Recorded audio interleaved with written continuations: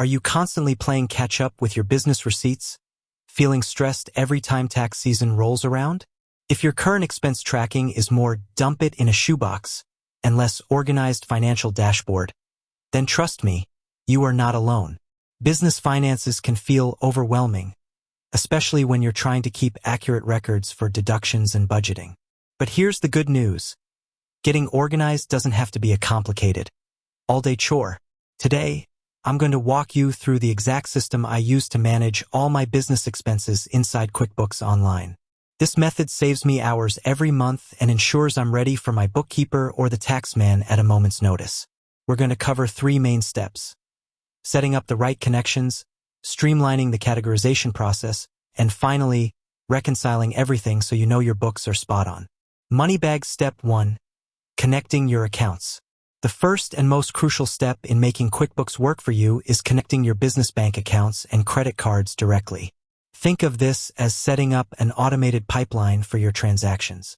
Every time you make a purchase, it flows automatically into QuickBooks. This eliminates the need for manual data entry, which is tedious and prone to errors. To do this, you'll go to the Banking tab, click Add Account, and search for your financial institution. QuickBooks will then ask for your bank login credentials. It's a secure connection, and once it's done, you'll start seeing a list of transactions waiting to be reviewed. Label Step 2. Mastering the categorization. Now that the transactions are flowing in, we need to teach QuickBooks how to categorize them efficiently. This is where you save the most time. QuickBooks uses rules to automate this process. For example, if you frequently pay for a specific subscription, like cloud storage, you can create a rule. Anytime a transaction comes from ACME Storage Co.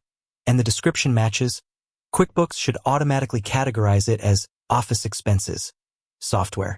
Here's a pro tip. Use the tags feature for deeper insight. Say you have expenses related to a specific client project or a marketing campaign. Instead of just putting it under marketing expenses, you can also tag it with #Q4Launch or #ClientProjectA.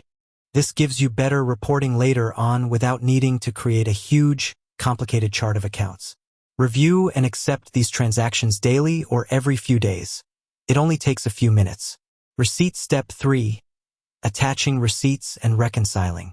Finally, we need to handle those physical or digital receipts and ensure the book balances. The best way to handle receipts is by using the QuickBooks mobile app. If you have a physical receipt, you can snap a picture of it, and the app will use OCR technology to read the details and match it to a pending transaction.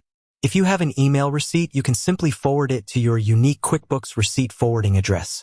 This is critical for audit-proofing your records. Once you've categorized everything, the final step is reconciliation. This is where you match your bank statement's ending balance to the balance in QuickBooks.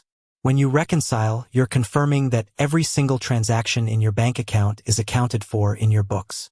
If you catch a discrepancy here, it means you have a missing transaction or an error, and it needs to be fixed right away. A clean reconciliation means accurate profit and loss reports and a pain-free tax time. Getting this system in place transformed how I feel about my business finances, moving it from a monthly headache to a simple weekly review. With that said, thanks for watching, and until next time.